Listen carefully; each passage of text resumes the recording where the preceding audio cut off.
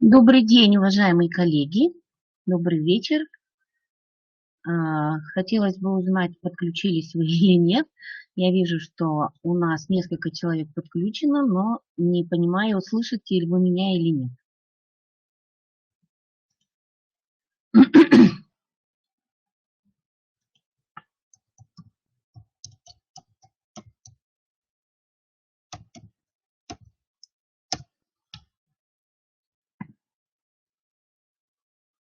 Добрый вечер.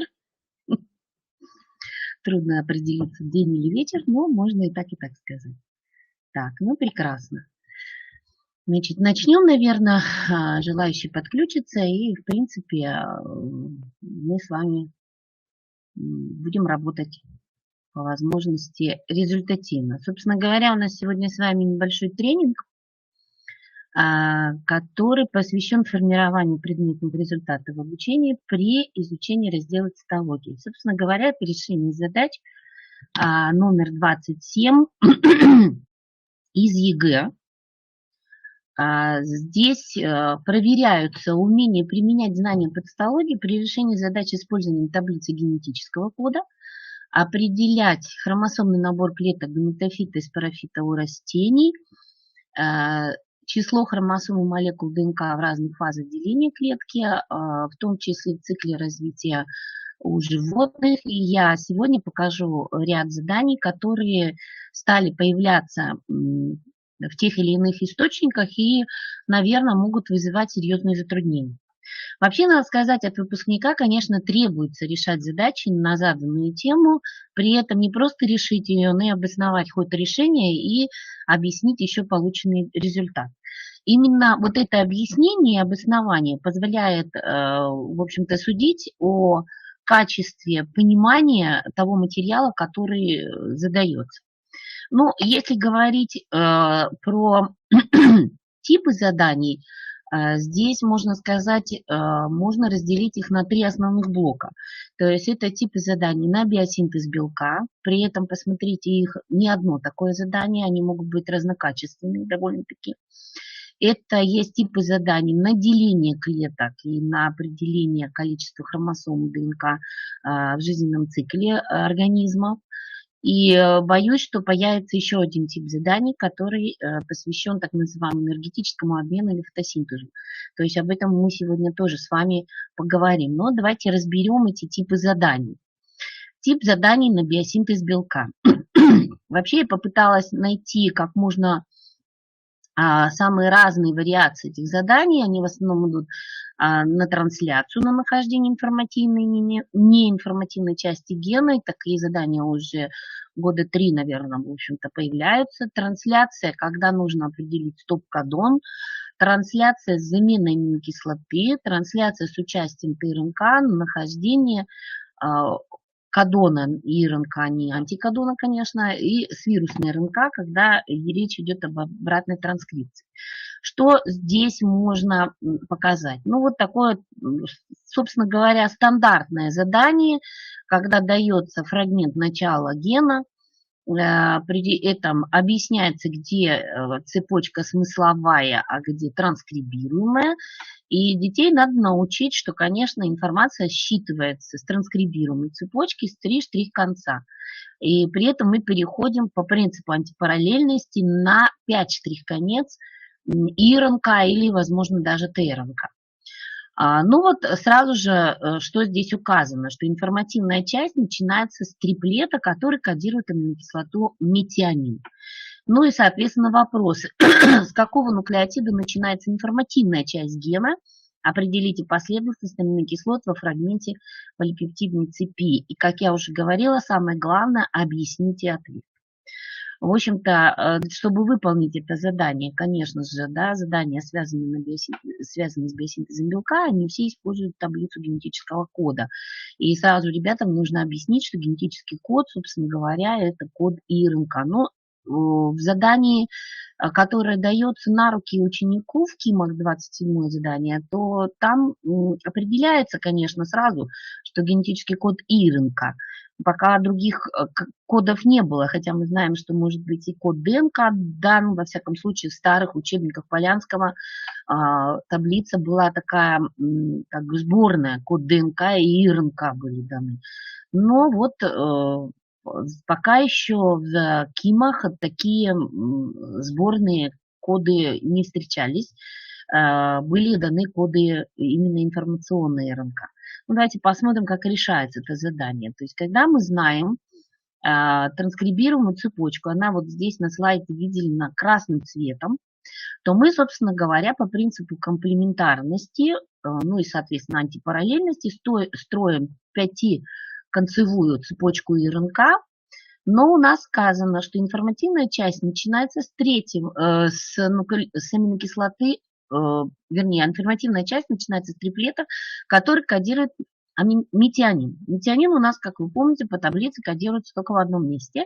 Один триплет имеет, это АУГ, и его нужно найти, этот АУГ, для того, чтобы понять, что вот мы видим, что информативная часть начинается с третьего нуклеотида.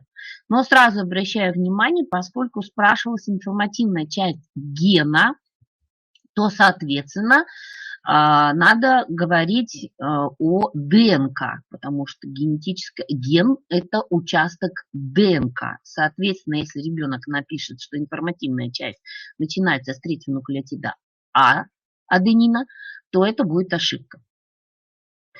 Последовательность аминокислот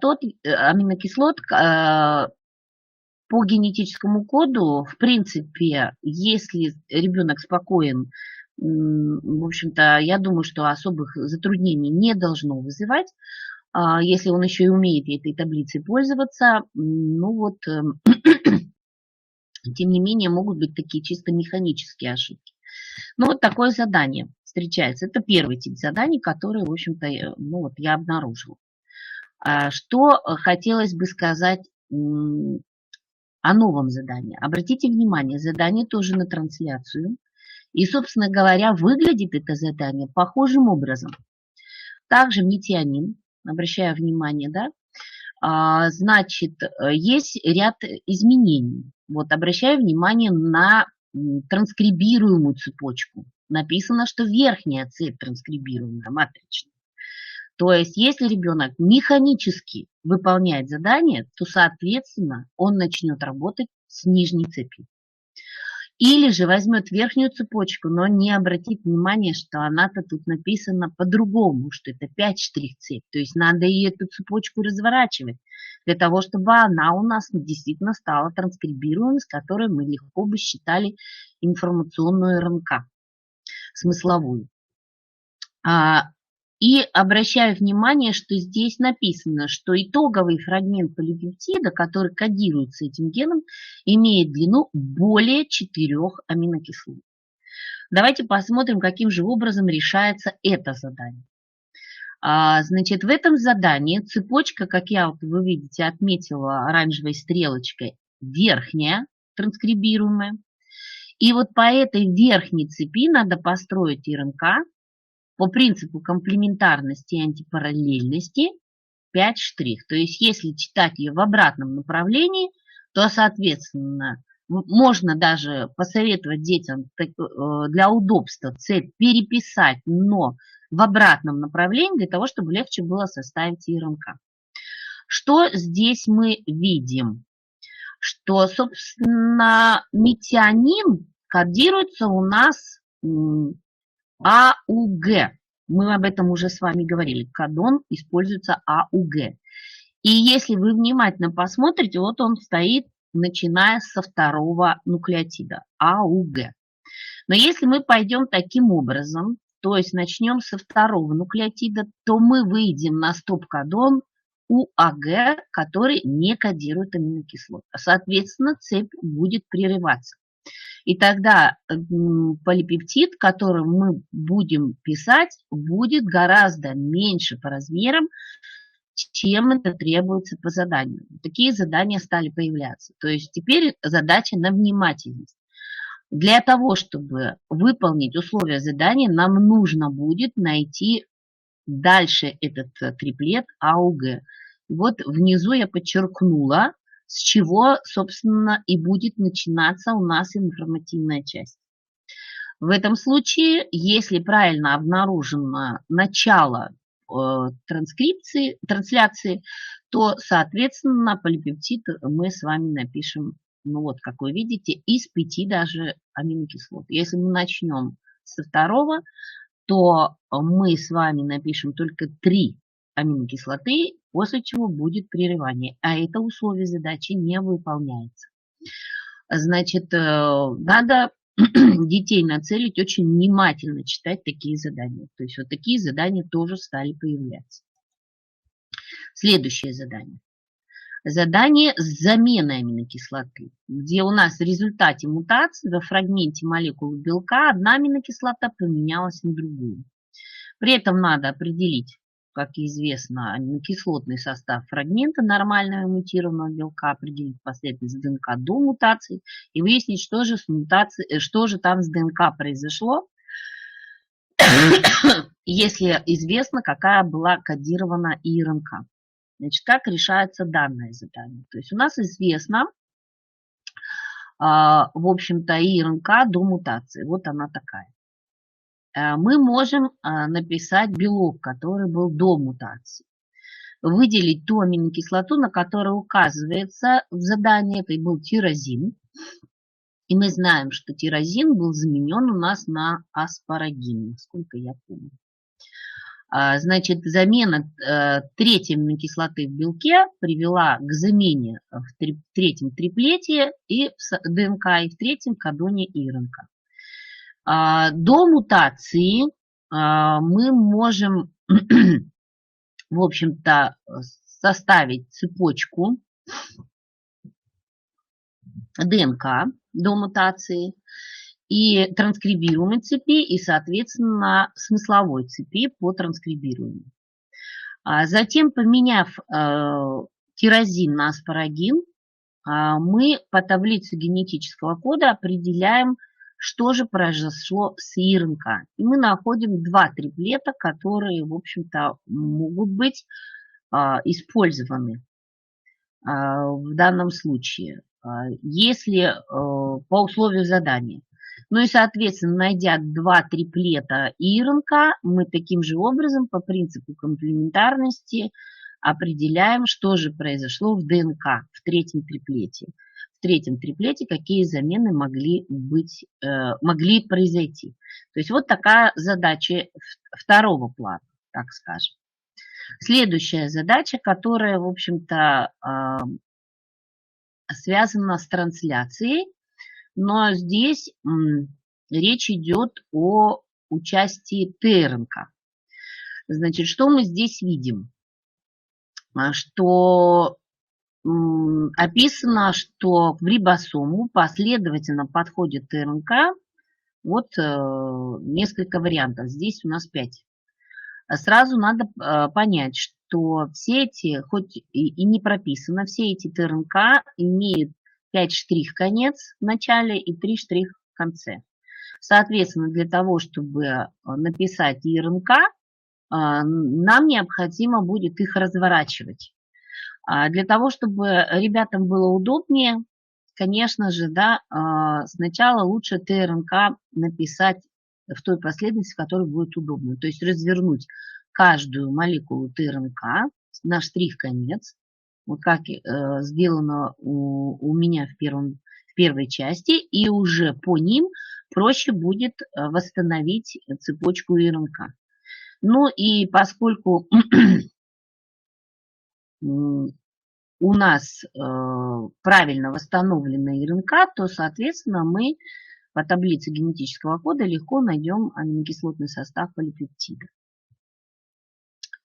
Так, ну и если было задание, если вместо ТРНК с антикодоном ЦЦУ свяжется ТРНК, несущий антикодон УЦУ, опять же, да, мы находим кодоны, разворачивая каждую ТРНК, для того, чтобы соблюсти принцип антипараллельности, и выясняем, что аминокислота не меняется, то есть остается прежней, ну и, следовательно, цепь полипептида тоже не будет меняться. В этом задании еще может быть вопрос, с каким свойством генетического кода связана вот такая ситуация.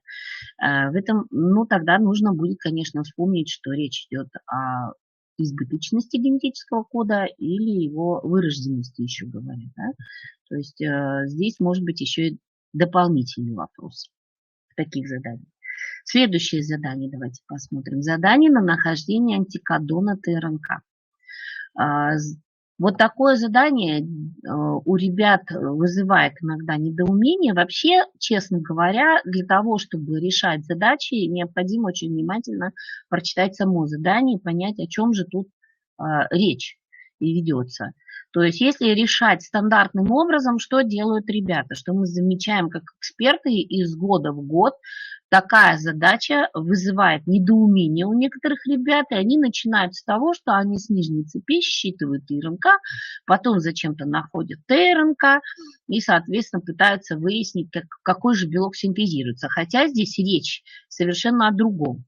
То есть здесь спрашивается, какую аминокислоту будет ТРНК нести, поскольку здесь кодируется не ИРНК, а ТРНК. Ведь в самом начале задания написано, что все виды РНК могут синтезироваться на ДНК. Значит, как решается в данном случае эта задача? То есть здесь тоже будет ситуация с разворотом. То есть задача указывает на то, что нужно найти фрагмент центральной петли, на которой расположен антикодон, триплет антикодона. То есть, если, может быть, ребятам вот так вот визуально эту картинку продемонстрировать, то, наверное, будет понятно, что же в этой задаче требуется. И найти надо будет вот ту аминокислоту, которая расположена внизу такой транспортной РНК. При решении этой задачи, значит, мы ДНК, транскрибируемую цепочку берем и на ней создаем смысловую ТРНК. При этом третий триплет по условию задачи, он у меня выделен красным цветом, он у нас обозначен. И у нас, понятно, ее надо будет развернуть, опять же, для того, чтобы правильно написать кодон ИРНК. То есть, если у нас УГА, мы разворачиваем ТРНК на 3 штрих-конец, у нас получается АГУ, соответственно, кодон на ИРНК у нас будет 5 штрих УЦА. И тогда мы с легкостью обнаружим ту аминокислоту по генетическому коду в таблице, которая, в общем-то, будет запрошена в задании. То есть проблема здесь в чем может быть? Проблема может быть вот с этим разворотом. То есть не только то, что они будут решать стандартную задачу, но и забудут развернуть молекулу. Вот в этом случае необходимо каждый раз требовать, чтобы ребята обозначивали, где какой конец у молекулы, и пользовались правилом антипараллельности. Это тоже очень важно для того, чтобы правильно эту задачу решить. Следующее задание, которое также встречается, с вирусной РНК. То есть, где сказано, что некоторые вирусы в качестве генетического материала несут РНК. То есть, это так называемые ретровирусы. Мы знаем с вами, что ретровирусы сначала синтезируют фрагмент ДНК, который встраивается затем в ДНК хозяина. И после этого клетка перепрограммируется и начинает работать на вирус. И опять же, очень внимательно надо читать это задание. То есть такие вирусы, да, заражают ДНК. Нам нужно будет построить ДНК, которая будет синтезироваться на РНК вируса, и уже затем решать задачу дальше. То есть вот у нас здесь с вами показан фрагмент решения. То есть первая цепочка по РНК, мы ее восстанавливаем матричную, так называемую, транскрибируемую цепочку. По данной цепи мы восстанавливаем смысловую цепь. По принципу комплементарности мы строим участок РНК на транскрибируемой цепи ДНК. Она у нас, собственно, совпадет с той вирусной РНК, которая была, но там у нас была вирусная РНК, а здесь у нас уже клетка сама будет свою РНК строить, несмотря на то, что она, по сути, является копией вирусной РНК. Ну и уже на основе таблицы генетического кода мы будем определять фрагмент аминокислотного состава именно в белке.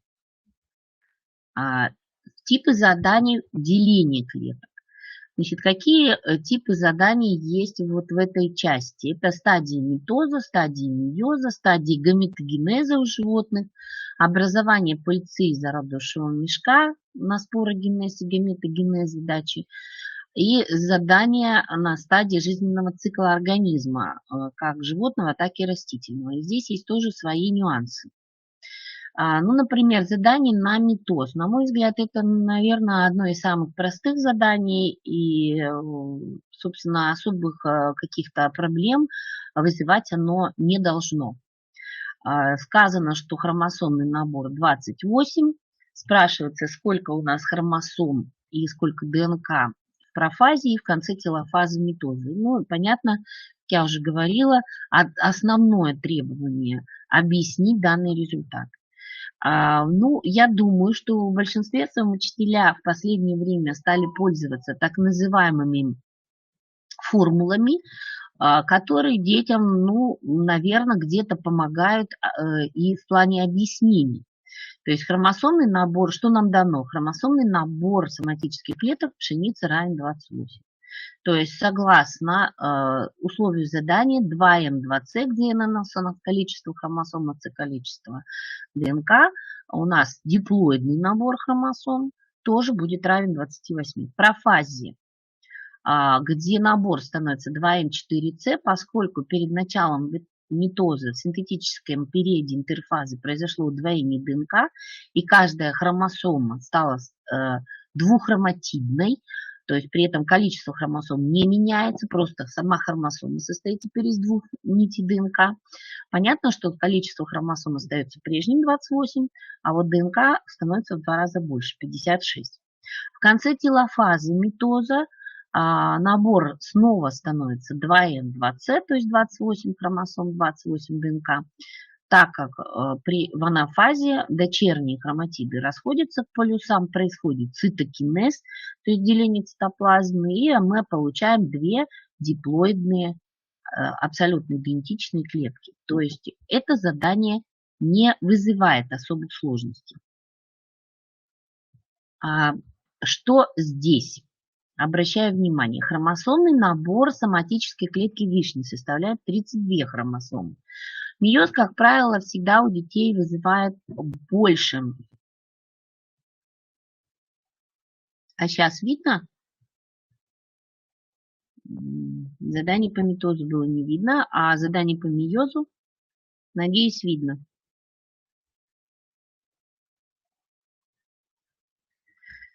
Значит, здесь у нас требуется обратить внимание, что у нас происходит в конце мейоза 1 и в конце мейоза 2. И опять же нужно объяснить результаты. Мы с вами знаем, что мейоз 1 и мейоз 2 имеют определенную терминологию. То есть мейоз 1 это у нас редукционное деление, мейоз 2 у нас эквационное деление и во многом похоже на метатическое деление. Ну, давайте посмотрим решение этой задачи. Вот обычно своих ребят я учу тому, чтобы было понятно проверяющему строить такую вот табличку. Ну, она не обязательно может быть табличкой, это могут быть 3 колонки, но, как правило, да, вот 3 колонки, где вначале мы пишем, что требуется узнать, ну вот количество хромосом, затем даем ответ и даем пояснение. И вот такие таблицы, когда дети учатся решать, они структурируют их знания и, собственно, показывают, насколько хорошо они владеют информацией. То есть вот, не знаю, воспользуетесь ли вот этой рекомендацией, но, в принципе, могли бы тоже воспользоваться. Значит, что мы здесь видим? В конце мейоза, конечно же, у нас набор становится N2C, поскольку проходит редукционное деление, образуются две гаплоидные клетки, которые содержат двуххроматидные хромосомы. Поскольку клетки гаплоидные, то есть хромосом 16, ДНК, в данном случае 32. В конце мейоза 2 проходит эквационное деление, и уже клетки также гаплоидные, но с однохроматидными хромосомами. Поэтому 16 хромосом, соответственно, 16 ДНК. Я сейчас показываю задания, которые были, ну, они еще и встречаются, но сейчас их модернизируют, усложняют, и, соответственно, они становятся более как бы сложнее. Ну вот, пожалуйста, в клетках эндосперма семян лилий 21 хромосома. Как изменится число хромосом и молекул ДНК в конце телофазы мейоза 1 и мейоза 2 по сравнению с интерфазой клеток этого организма? Обращаю внимание, эндосперма. То есть такого задания вот пока еще мы не видели, но вот я уже обнаружила в некоторых источниках вот такие задания на внимательность. То есть мы с вами понимаем, речь идет о семенах лилий. Вполне возможно, может быть написано семена ели. Опять же, да, то есть очень нужно внимательно смотреть. Если это цветковое растение, то, как вы помните, эндосперм триплоидный, то есть 3N, 3C. Если же это голосеменное растение, то эндосперм будет гаплоидным, NC.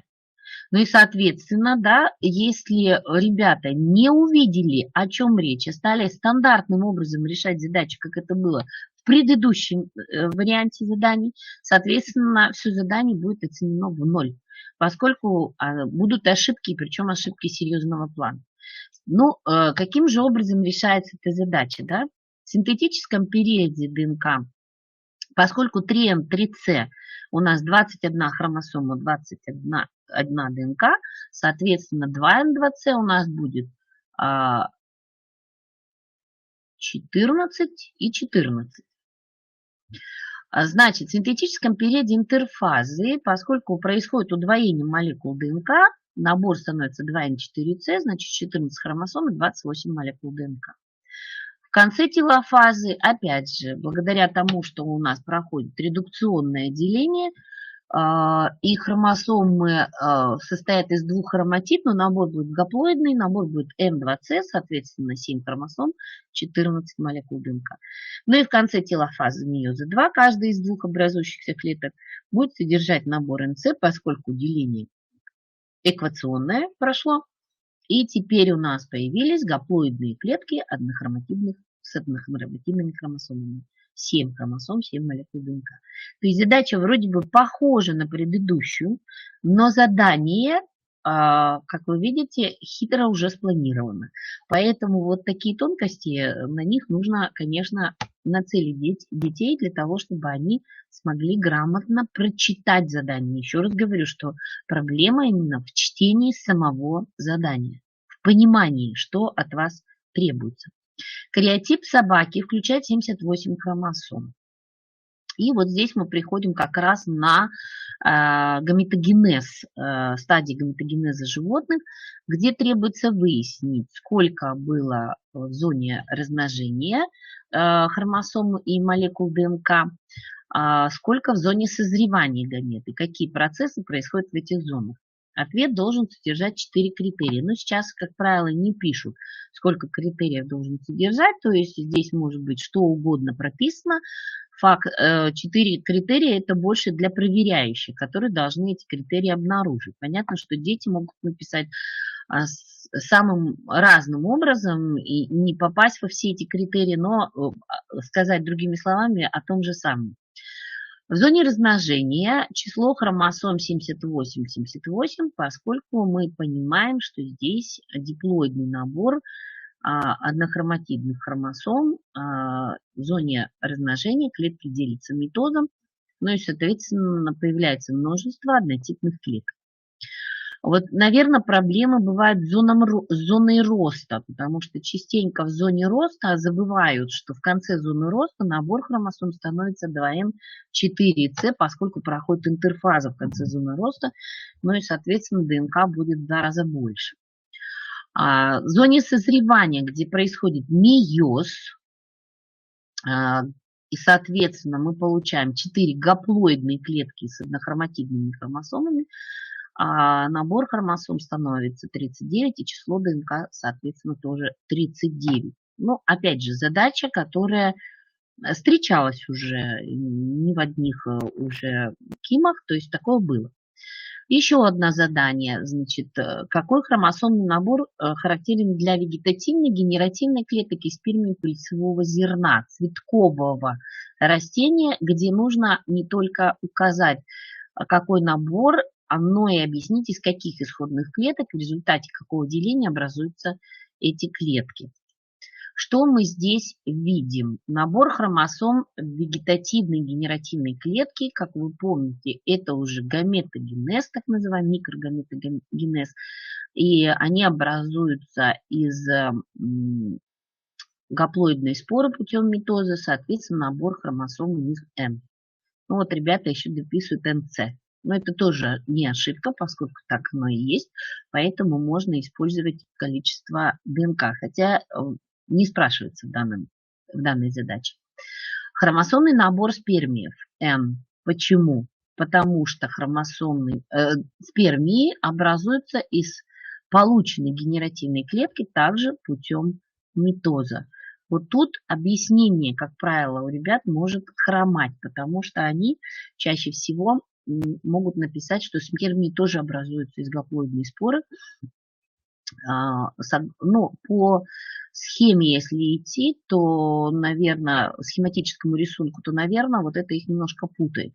Все-таки надо сразу обозначивать, что путем митоза формируется вегетативная и генеративная клетка, а в момент пыления генеративная клетка дает нам 2 спермия при метатическом делении. Поэтому на это тоже стоит обращать внимание. Задание на жизненный цикл растения всегда вызывает проблемы, потому что у детей плохо сформировано понимание, что эволюция растительного организма идет в сторону усиления влияния спорофита и преобладания спорофита над гаметофитом. А вот у водорослей и мхов в жизненном цикле развития преобладает гаметофит. Хорошо, что здесь вот мы видим, что это написано. Но не факт, что это будет написано в новых заданиях. То есть это уже требование времени понимать, где у нас преобладающее поколение гаметофита, а где у нас преобладающее поколение спорофит. Здесь требуется найти, определить хромосомный набор споры из взрослой особи. Значит, на что я хочу обратить внимание? Тут как такового нету спорофита. То есть зигота, из нее выходят споры, зигота в спорофит не прорастает. Поэтому вот у ребят еще проблемы бывают при объяснении, что они начинают по аналогии, в общем-то, искать, что споры образуются из спорофита. Здесь споры формируются из зиготы. Ну, если мы внимательно с вами посмотрим вот на эту как раз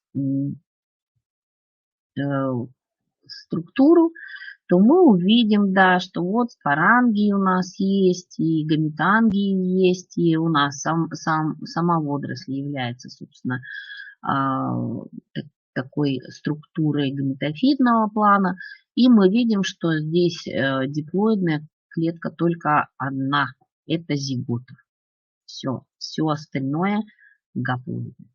Вообще, когда у ребят начинаются проблемы с пониманием, то я им всегда говорю, запомните раз и навсегда. В цикле развития любого растения, ну вот понятно, что у лотрикса отсутствует спорофит, диплоидный только зигота и спорофит. Все остальное гаплоидное. Но вот если в голове это осядет, то в принципе, наверное, какой-то намек у ребят появится, что нужно писать дальше. Что мы здесь видим? Мы здесь видим, что хромосомный набор взрослого растения, конечно, и споры у лотрикса, понятно, что гаплоидные споры образуются из зиготы. Ну, я еще раз говорю, что это не совсем спорофит. Я уж написала, потому что как бы попонятнее, чтобы было. Но вообще правильно писать из зиготы. вот, путем мейоза. Ну, понятно, если спора гаплоидная, зигота диплоидная, то только мейоз возможен в данном случае. Если набор не меняется, то, соответственно, это только митоз. Гаметы образуются из клетки взрослого организма путем митоза. Но, да, здесь, собственно, проблем быть не должно. Что касается хламидомонады, значит, у хламидомонады, опять же, да, спрашивается, каким образом формируются гаметы и клетки взрослой особи. И опять же, задача похожа на лотрикс. Опять же, жизненный цикл мы с вами видим, что зигота только у нас является диплоидной. И, соответственно, задача решается подобным же образом. Да, сразу хочу отметить, что споры могут образовываться не только из диплоидной зиготы, вот как во втором цикле, но и могут образовываться и путем митоза из обычного гаметофита. Такое тоже есть. Поэтому, если уж такое появляется задание, наверное, ребят стоит нацеливать на то, чтобы они давали два объяснения. Потому что не совсем будет понятно, в какой критерий они могут попасть, какой критерий будет задан. Хотя, собственно, проверяющие всегда веер ответов составляют, потому что и в задании вот это за споры могут образовываться из взрослой особи при бесполом размножении путем метода. Это тоже, скорее всего, как веерный ответ будет засчитываться. Но все-таки будет более грамотно ребятам объяснить, что поскольку здесь возможны два способа размножения, и бесполое и половое, то, соответственно, споры могут образоваться двумя способами. Начиная с папоротника у нас преобладающим поколением становится спорофит. Ну и поскольку спорофит содержит 52 хромосомы, соответственно, это диплоидный набор. Сколько хромосом у него в клетках спорангия, в зрелых спорах, клетках зародка, какое деление и из каких клеток образуются. Как я уже говорила, вот эти задания на жизненный цикл растения, они обычно содержат вот такой блок вопросов. Что за клетка, какой набор, из чего образуется, каким способом. И вот здесь мы с вами видим как раз вот эти особенности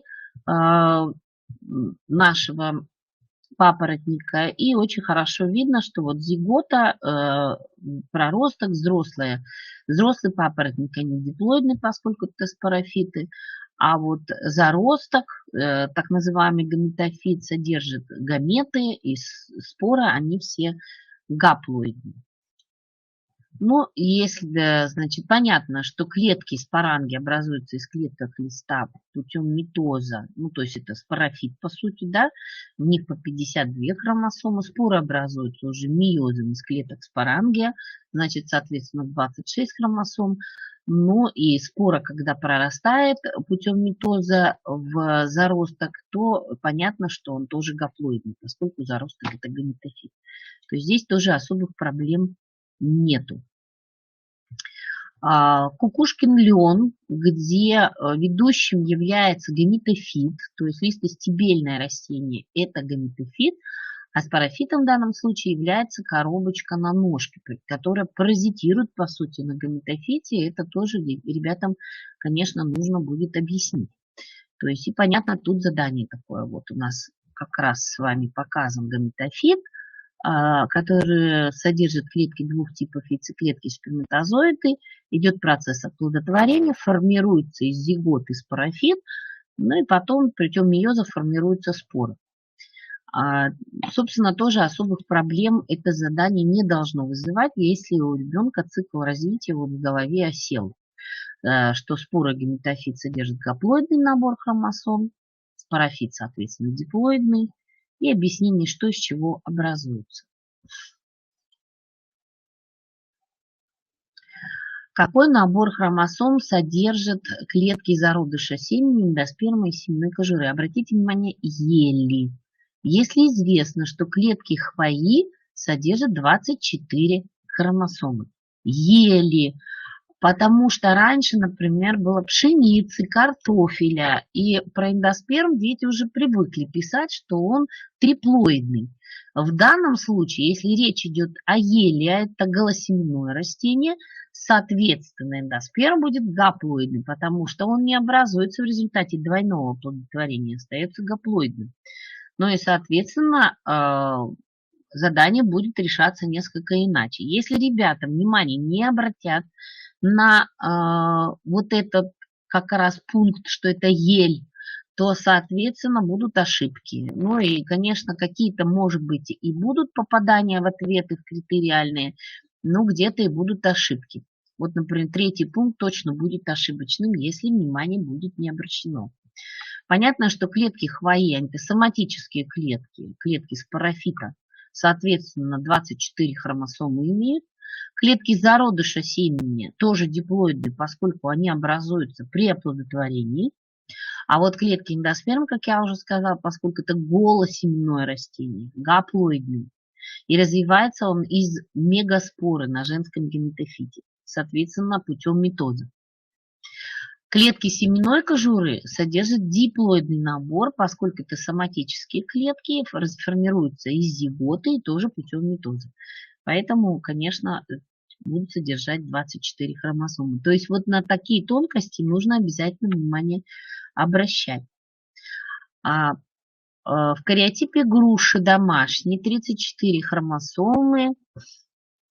Сколько будут содержать спермии, сколько будут содержать ДНК и хромосом зародыш и клетки корня, из каких клеток будут они образовываться. Такие задания тоже довольно-таки широко применяются. Ну, то есть встречались не один раз, и опять же мы видим, да, что есть диплоидная стадия в развитии и гаплоидная стадия развития. Но мы опять же понимаем, что поскольку преобладающее поколение спорофит, то, соответственно, взрослое растение имеет диплоидный набор. Значит, понятно, что гаплоидный набор спермии содержит. Вот. Зародыш, образующийся, в общем-то, имеет 34 хромосомы, 34 молекулы ДНК до удвоения, обратите внимание, ДНК, и 2Н4С после удвоения. То есть в школе, наверное, на уроках биологии мы не всегда детям объясняем, что интерфазы содержат 3 периода: пресинтетический, синтетический и постсинтетический. Но вот на экзамене требуется, чтобы ребята об этом знали, поскольку все-таки здесь надпрограммный уровень проверяется.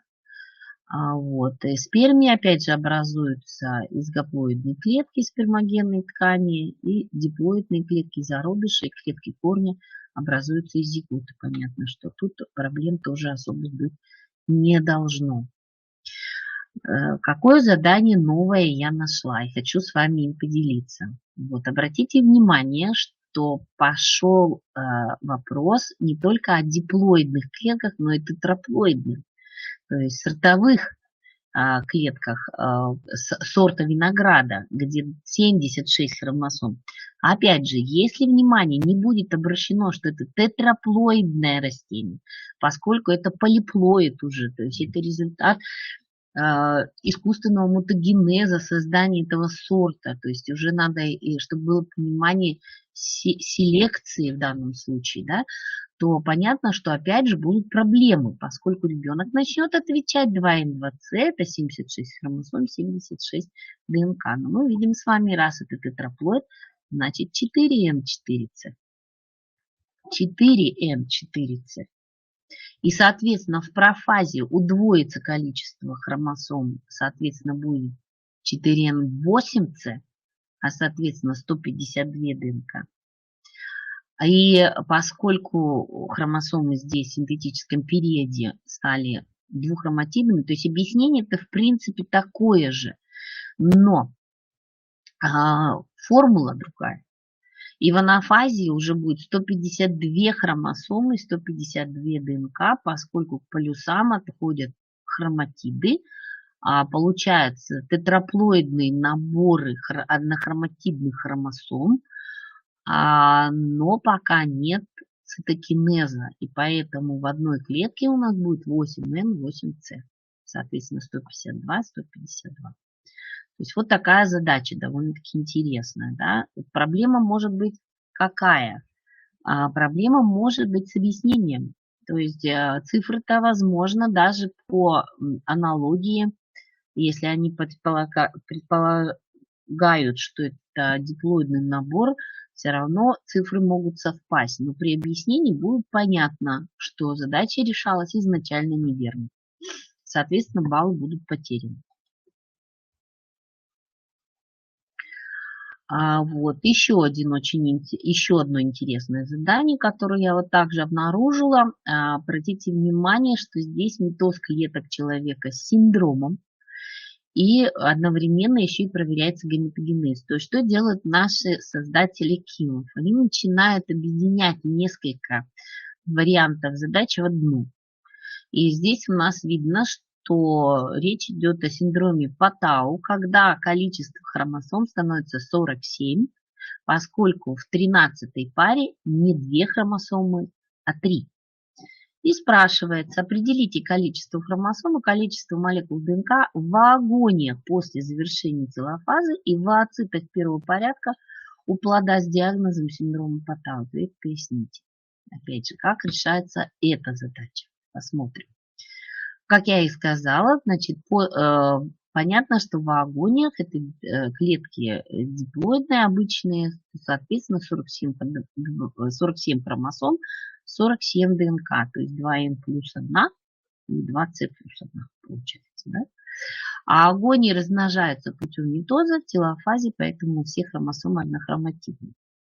В ооцитах первого порядка это когда клетки приступают только к делению, то есть количество ДНК удвоилось, соответственно, хромосом будет 47, а ДНК 94. Теперь каждая хромосома стала двуххроматидной. Вот задача.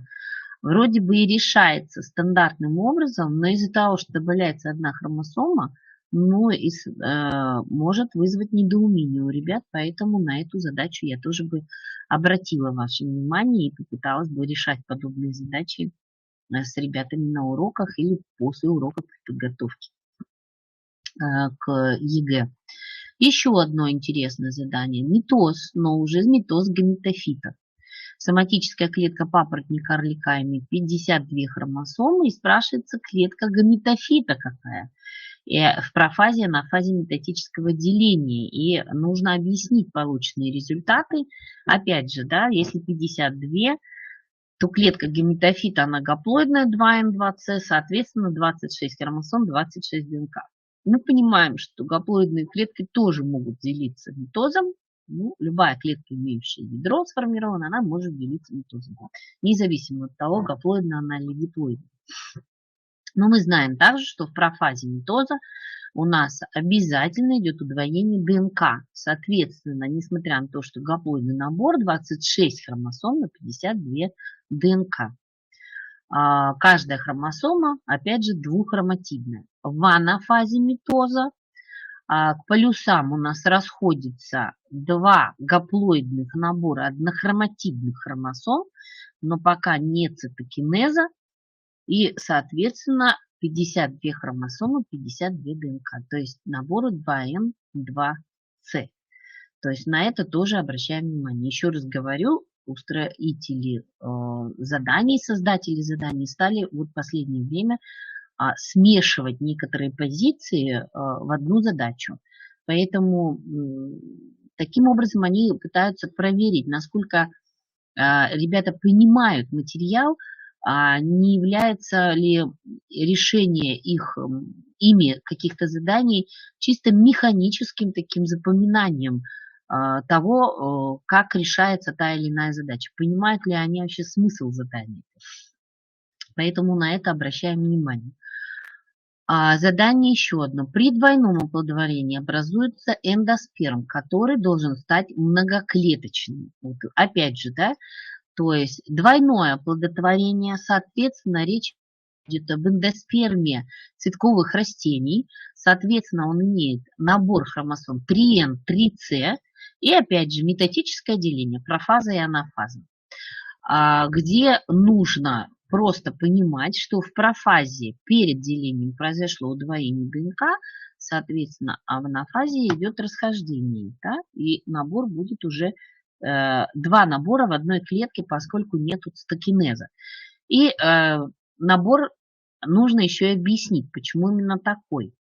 То есть понятно, что первая клетка содержит однохроматидные хромосомы, три гомологичные однохроматидные хромосомы, поскольку образуется из слияния центральной диплоидной клетки с гаплоидным набор, ее становится 3N3C.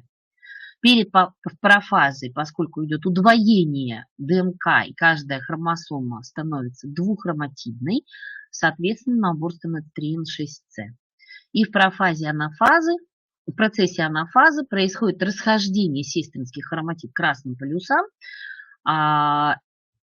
цитокинез пока не прошел, поэтому два набора. Иногда я даже ребятам говорю, просто пишите 3N3C плюс 3N3C равно 6N6C. То есть тогда, может быть, будет понятнее для них, что же происходит с анафазой, почему набор там вот такой.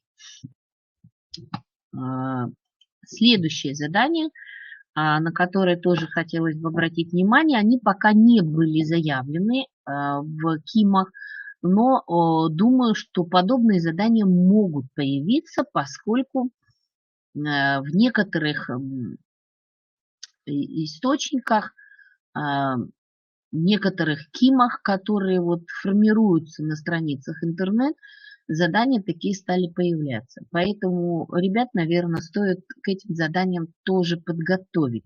Что может быть? Ну, задачи на стадии энергетического обмена мы с вами решаем в 10 классе, и не один вариант, их достаточно много. Например, задача такого плана. В процессе кислородного этапа клеточного дыхания образовалось 432 молекулы АТФ. Сколько молекул глюкозы подверглось расщеплению, сколько молекул АТФ оказалось в результате полного расщепления глюкозы. Может быть вопрос, сколько пировиноградной кислоты могло появиться при гликолизе. Сколько всего АТФ формируется при полном окислении.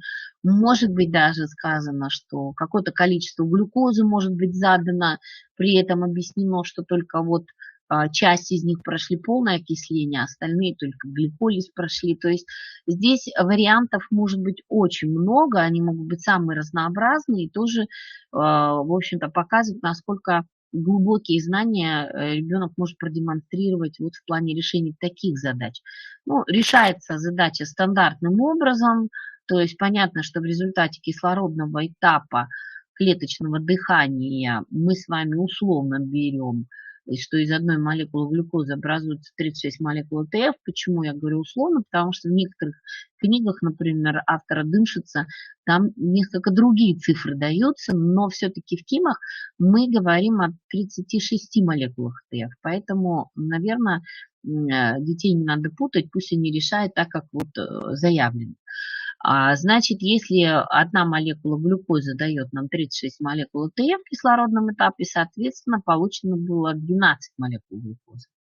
А при полном окислении выделяется 38 АТФ, то есть и мы умножаем эти 12 на 38. Кто-то, может быть, из ребят будет решать другим способом. 36 умножить на 2, получит сначала сколько в гликолизе добавилось АТФ, а потом просто сплюсует два показателя. Тут, в общем-то, разницы нет, все равно они выйдут на тот же самый ответ.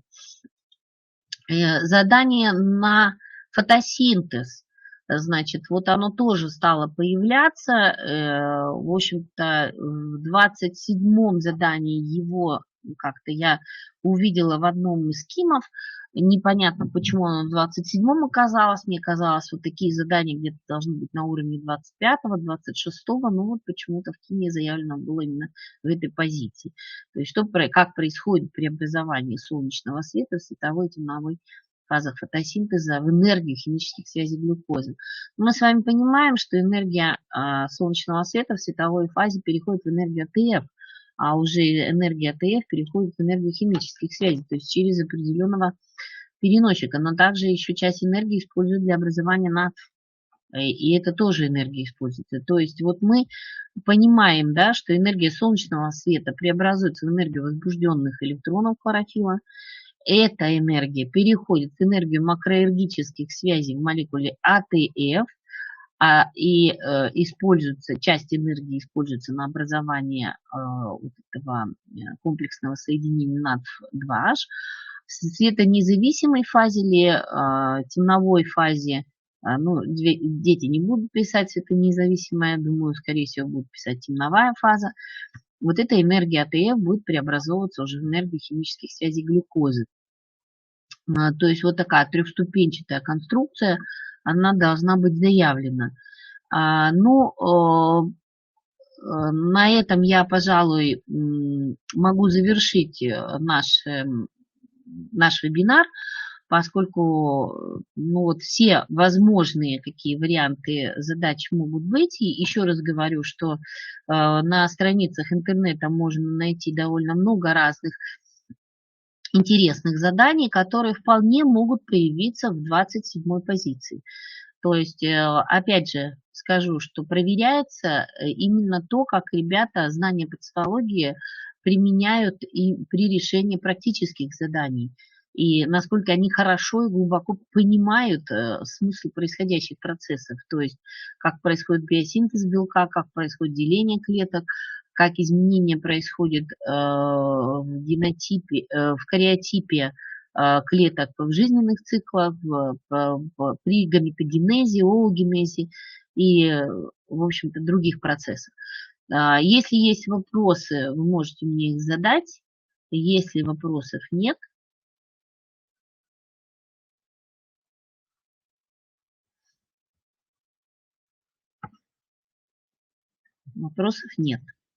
судя по всему. Пожалуйста. Если вопросов ко мне нет, то я старалась, чтобы информация была ценная. Еще раз просто хочу обратить ваше внимание на то, что задания могут синтезироваться из нескольких заданий, поэтому обращайте внимание на это. Можете сами составить похожие задания. Вот я иногда такое практикую. То есть в одно задание сразу включаю несколько вариантов вопросов из разных заданий. И сама понимаю, где пробелы у моих учеников, и, соответственно, стараюсь их как-то вот как бы избегать, корректировать их ответы.